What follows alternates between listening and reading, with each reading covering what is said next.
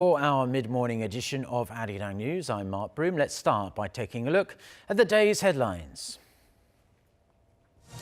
Facing their day in court, normally they are the ones handing down the verdicts, but today the boot is on the other foot. Two former Supreme Court justices in South Korea facing allegations of power abuse could be sentenced to jail in the coming hours. South Korean officials and railway experts return home after a 6-day joint inspection of rail lines in North Korea's west. They say the network is in relatively good condition. Plus, joining the exclusive 100 club, Tottenham Hotspur's South Korean striker Son Heung-min scores his 100th goal in European football in his side's EPL victory over Southampton.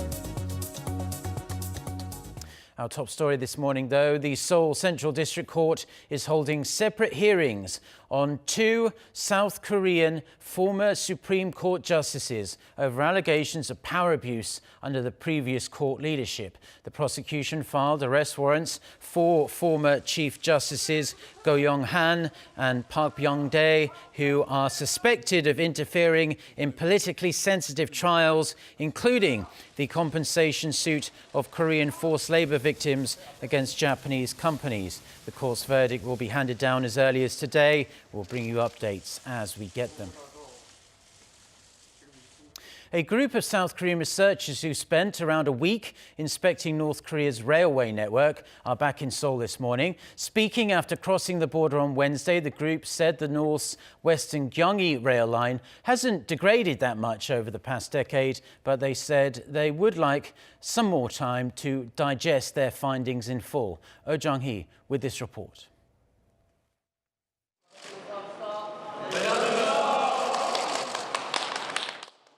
South Korean researchers returned home Wednesday after 6 days with officials from Pyeongyang inspecting North Korea's western Gyeonggi rail line. The North Korean side was very cooperative in this round of inspections. We only had 6 days, but we did our best to make it a substantial survey. Since last Friday, about 30 inspectors, each from Seoul and Pyeongyang, moved together along almost 400 kilometers of North Korean train tracks, from the border town of Kaesong up to the northernmost city of Sinuiju. To do that, they linked up 6 train cars from South Korea with 5 from the north. The researchers concentrated mainly on the roadbeds, tunnels, bridges, and the rail operation system. This was the second time researchers from the south have surveyed the North's Western Railway, the first time being 11 years ago. The tracks have not gotten better or worse since we checked them last time. It seems the climate didn't have much impact. The team says North Korean trains can move at a speed of only 20 to 60 kilometers an hour and a bit faster on the tracks north of Pyeongyang. When asked whether it'll be possible to renovate the tracks or whether they'll need to be replaced, the team explained, "We need to get the experts together for a discussion. Some researchers say we can use the tracks and others say we can't. I think we'll come to a conclusion if we do another survey or a more detailed one." For now, it's only the inspectors who've come back to Seoul. The South Korean train cars used for the on-ground survey will now be sent to North Korea's eastern city of Wonsan. From there, another round of inspections will begin this Saturday, this time on the eastern Donghae rail line, and a different group of researchers from Seoul will cross the border for that. The overall joint survey is to end on December 17th. Oh Jung-hee, Arirang News. Now, there's been growing speculation here in South Korea that North Korean leader Kim Jongun might visit Seoul before the end of the year, so sometime in the next 3.5 weeks. However, according to the South Korean government, nothing has been decided and all options remain firmly on the table. Kim Min-ji reports. A visit by North Korean leader Kim Jongun to Seoul by the end of this month is still very possible, but the South Korean government says there has been no discussions about it with North Korea. Speaking Wednesday at a meeting of the National Assembly Special Committee on Inter-Korean Affairs, Seoul's Unification Minister Kim Jongun said there's a chance it could happen before the end of the year, or it could be adjusted depending on the situation, adding that all options are open. Speculation about a visit has been growing since President Moon Jae-in's summit with his U.S. counterpart Donald Trump in Argentina last week.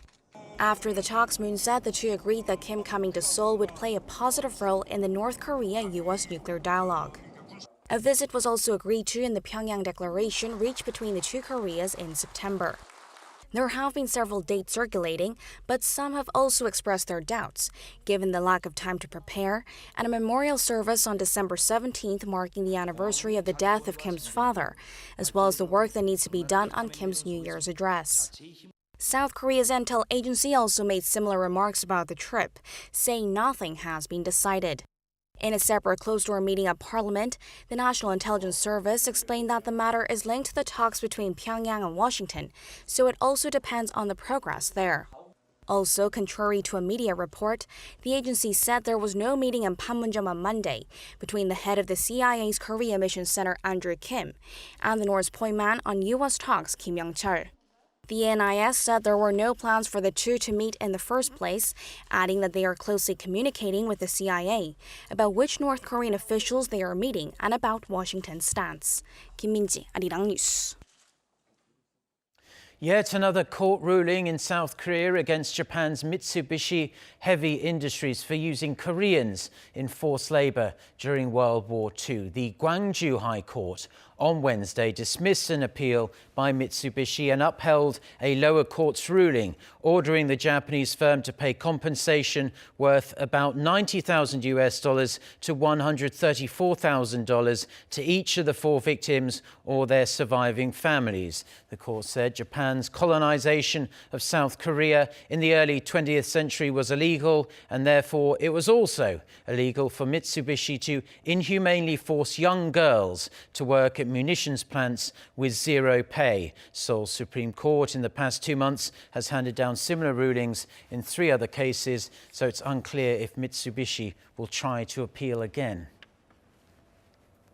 South Korea's first for-profit hospital will open its doors for patients in 2019. The Jeju provincial government revealed on Wednesday that it has approved a Chinese-owned company's move to run the facility on the southern resort island. Park Hee-jun with the details. South Korea's very first for-profit hospital is expected to open next year on Jeju Island. At a press conference on Wednesday, Jeju Island Governor Won Hee-ryong announced the approval of the opening of the Jeju Greenland International Hospital. However, it's a conditional approval that only allows treatment for foreign medical tourists visiting Korea. Treatment is also limited to plastic surgery, dermatology, internal medicine, and family medicine. And according to the governor, the hospital will have no effect on the public medical service system, as national health insurance coverage will not apply to the hospital. The approval comes after months of controversy.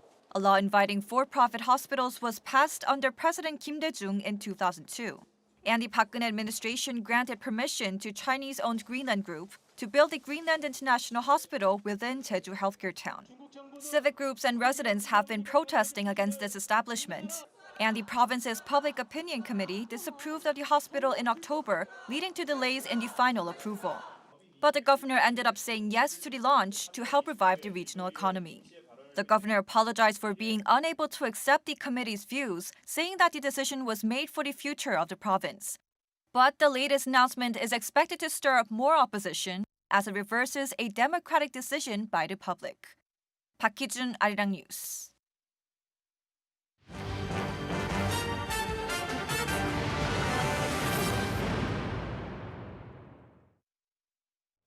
South Korea's National Assembly will be voting on around 200 pending bills this afternoon. These include a revision to the Road Traffic Act, calling for heavier penalties for those caught driving under the influence, and a bill that seeks to prevent violence against women in the aftermath of the Me Too movement. However, there's no word yet on whether the revised 2019 budget plan will be put up for a full floor vote. Rival parties have been holding closed-door talks for the past few days, but they're yet to reach a compromise. The ruling party is aiming to strike a deal today so they can all vote on Friday. South Korea's current account recorded a surplus for the 80th month in a row in October on the back of strong goods exports. According to the Bank of Korea on this Thursday, the current account, which shows Korea's transactions with the rest of the world, including its trade in goods and services, saw a surplus of almost $9.2 billion in October. The goods account had a surplus of $11 billion, up from $8.6 billion in October last year. The central bank attributed the increase to strong exports in petroleum products and the 5 extra business days in October this year. Now to a report that highlights just how grim the job market is for young Koreans at the moment. The Bank of Korea suggests the government take a leaf out of Japan's book in a bid to help the country's young people find work. Over the past 15 years or so, South Korea's youth jobless rate has almost doubled, while Japan's has almost halved. Kim Hae-sung reports. Some of the factors pushing up youth unemployment in Korea are the country's rapidly aging population and the huge wage gap between big conglomerates and smaller companies. Using data from 30 OECD countries between 2000 and 2017, the Bank of Korea's report looks into youth unemployment across countries and in particular the similarities and differences between Korea and Japan. In 2000, the two countries had a similar youth jobless rate of around 6%, but as of 2017, South Korea's youth unemployment rate has soared to nearly 10%, while Japan's had fallen to 4%. The BOK said youth unemployment went up in both countries as their economies slowed down and their populations got older, factors that reduce market demand and therefore labor demand. Since 2011, Korea's GDP growth has tumbled to below 4%, far lower than the 9% growth seen in 2000. One difference in particular between Korea and Japan since that time has been their labor structures and the wage gap between large conglomerates and SMEs. The BOK said Korea's small and mid-sized companies pay workers a little over half the amount the conglomerates do, with the gap still widening. That means young people spend more time boosting their qualifications so they can work at the country's biggest firms, which results in a job skill mismatch and higher youth unemployment. On the other hand, wages at Japanese SMEs were more than 80% of the amount paid by large companies. In addition, it said the vocational training programs introduced by Japan starting in the early 2000s helped lower the job skill mismatch and created jobs of higher quality. To tackle Korea's record-high youth unemployment, the BOK recommended lowering the growing wage gap between big and small companies and introducing work training programs. Kim Hae-sung, Arirang News. Now, Tottenham Hotspur striker Son Heung-min has scored the 100th European goal of his career, finding the back of the net in the 55th minute of Spurs' 3-1 win over Southampton in the EPL on Wednesday evening. The achievement makes him just the second South Korean footballer to score 100 or more goals in Europe. The 26-year-old scored 49 goals in Germany's Bundesliga and 51 now with Tottenham in the English Premier League. He still has a way to go to catch Cha Bom-gun, though. The legendary South Korean forward scored 121 goals in Germany in a career spanning the 1970s and 80s. Now, with the winter season really starting to bite here in South Korea, health experts are warning people to be aware of what they call cold stress. They say you should be even more careful in the early stages of winter, as nasty ailments and illnesses like hypothermia and even frostbite are more likely to occur as the weather shifts from the relatively mild autumn to the cold winter. Lee Seung-jae reports. Brace yourself, winter is here. Compared to temperatures seen at this time last year in South Korea, it's 2 to 9 degrees Celsius lower this winter. With piercing winds and even colder temperatures expected this weekend, health authorities are warning people about the dangers of cold stress. The term cold stress refers to illnesses you can get when your body has not yet adapted to the colder temperatures, causing hypothermia or even frostbite. People in their 50s or older are especially vulnerable to cold stress, with more of them getting hypothermia. Also, 1 in 3 people suffer from the illnesses after being outside while under the influence of alcohol, as the alcohol numbs the body from feeling the cold. Experts advise people to focus on staying warm and avoiding exposure to icy winds. It's important to stay warm, but you can't ignore the wind. If you're exposed to freezing wind, your body temperature drops faster and the risk of frostbite increases. If red spots are seen on the skin after being exposed to the cold, experts say immersing the affected area in warm water for 20 to 30 minutes will help. However, if darker spots or blisters form, it's advised you seek medical help right away, as it could be frostbite. Lee Seung-jae, Arirang News. And we'll have our weather update coming up in just a few minutes, so stay tuned for that. Now, in other news, more airplanes from South Korea will be flying over China on their way to other regions, and it starts today. South Korea's Transportation Ministry says the two countries have agreed to expand their air route leading to Europe and the Middle East. The single route between the two countries, which stretches for some 1,700 kilometers, will be doubled for outbound flights from South Korea's Incheon International Airport. As a result, the number of slots per hour for Europe-bound flights will increase from 6 to 10. The ministry says the expansion will ease departure delays at Korea's main gateway.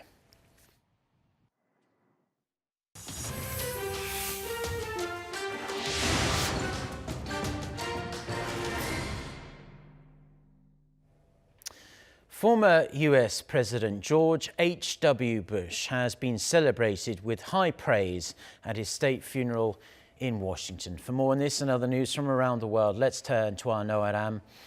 Aram, what sort of tributes have we been hearing?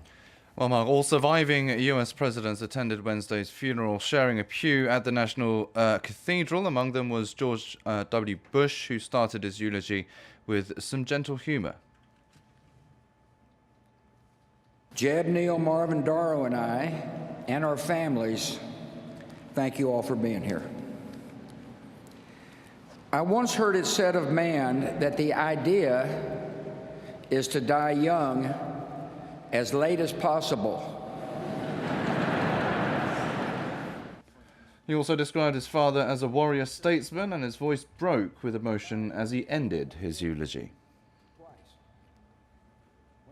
When the history books are written, they will say that George H.W. Bush was a great president of the United States, a diplomat of unmatched skill, a commander-in-chief of formidable accomplishment, and a gentleman who executed the duties of his office with dignity and honor. A great and noble man, the best father a son or daughter could have. And in our grief, let us smile knowing that Dad is hugging Robin and holding Mom's hand again. The funeral was also attended by several world leaders, including German Chancellor Angela Merkel and the King of Jordan. The American public also lined the streets of Washington to pay their respects. Wednesday has also been declared a national day of mourning, with many government offices and the U.S. Stock Exchange closing. George H.W. Bush will be buried in his home state of Texas alongside his wife, Barbara. Russian President Vladimir Putin has warned his country will build nuclear-tipped missiles if the US withdraws from a Cold War-era arms pact that bans such development. His remarks on Wednesday came a day after US Secretary of State Mike Pompeo called on Moscow to stop violating the Intermediate Range Nuclear Forces Treaty and come into compliance within 60 days. But Putin said the accusation is a pretext for the United States to leave the agreement. Development of these missiles has been approved in the Pentagon's budget already, but they only announced their withdrawal from INF treaty afterwards. Their next step was to see who they could put the blame on, and the simplest explanation that Western people are used to is this is Russia's fault. That is not true. We are against the destruction of this agreement, but if it happens, we will react accordingly. Dozens of members of a notorious branch of the Italian mafia have been arrested after a series of raids across several European countries. Wednesday's operation came after a 2-year investigation into the 'Ndrangheta criminal group on allegations of cocaine trafficking, money laundering, bribery and violence. At least 90 people were arrested and more than 3 tons of drugs and millions of euros in laundered money were seized across Italy, Germany, Belgium, the Netherlands and Luxembourg. The 'Ndrangheta mafia operates from Calabria in southern Italy and is one of the world's largest crime syndicates, controlling as much as 80% of Europe's total cocaine trade. Google's self-driving car business, Waymo, has launched its robo-taxi service in the United States. However, since the project is still in its early days, it won't be available to everyone just yet. Only a few hundred people who live in the suburbs of one of Arizona's biggest cities will be able to make use of the service, at least for now. Kim Yo-sun has more. Waymo, an arm of Google parent company Alphabet, launched a public self-driving car service in Arizona on Wednesday. The service, dubbed Waymo One, is similar to Uber, the popular ride-sharing service. Riders download an application and provide their payment information. The company, which began developing driverless vehicles in 2009, aims to provide the service to a few hundred customers who live within a 160-kilometer zone near the Phoenix suburbs. I mean, the best thing for me was that first ride. Get in, sit down, and watch the steering wheel turn on its own, and you know, it's a big grin on my face the entire time. The vehicle is not entirely driverless, as a human engineer will be behind the wheel, but only to intervene in case of emergency. While major challenges remain, including technical hurdles, many believe such services will be a game changer. There's no hindrance that I've noticed. They keep with the speed of traffic. They seem to know where they're going. For the past decade, Waymo has logged more than 60 million kilometers on public roads in 25 cities across the U.S. Wall Street analysts expect Waymo's market value to jump from $50 billion to $175 billion once the self-driving service is stabilized. Kim Yo-sun, Arirang News.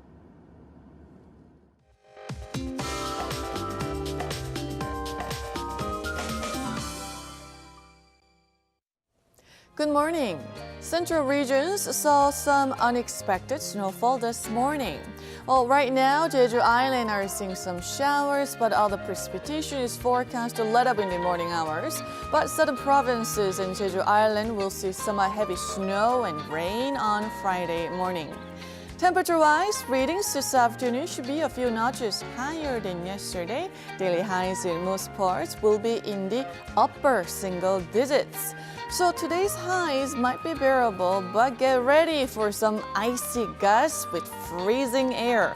Sub-zero air from the Arctic will start to spill across Korea this evening, so dress extra warmly if you plan to head home later than usual. We don't expect a low of -9 degrees Celsius early tomorrow morning. And it will turn colder across the entire country as we head into the weekend.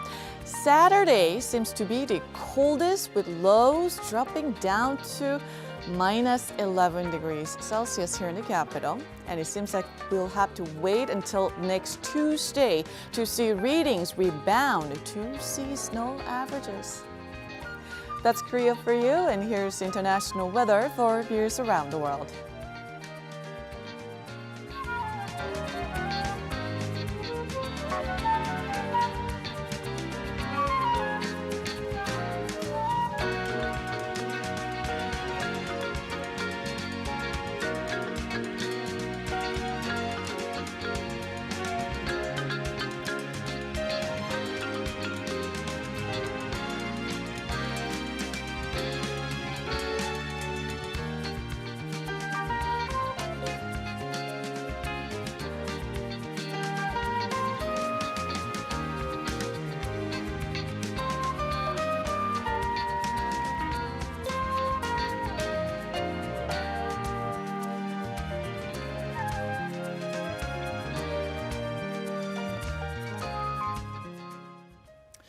Well, that's all we have for now on this Thursday morning here in Seoul. Do stay tuned to Arirang TV. We will have our next newscast coming up at noon Korea time with our very own Lee Ji-yoon. So until then, goodbye.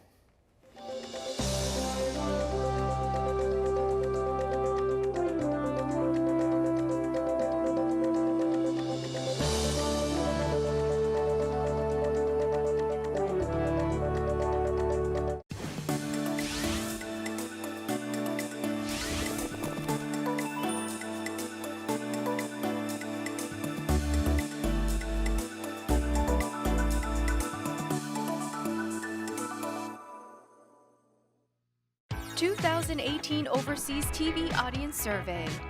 Arirang TV and Gallup Korea are conducting research on viewer opinions. Your honest answers will be used for the development of Arirang TV. From November 1st to the 24th, you can participate in the survey through our website, www.arirang.com. We will send an autographed CD to randomly chosen respondents as a token of our appreciation. We are waiting for your participation. This week on Money Monster, we report on the coding industry, which is the core of the fourth industrial revolution that has provided interesting educational contents and enhanced the national competitiveness. Also, we introduce the ongoing development of the kids industry, which has introduced advanced technologies and provided a variety of convenient and smart childcare products and services. And we look into Solina, a company that has vitalized the sea salt industry by developing an automated indoor manufacturing system. Don't forget to tune in and join us.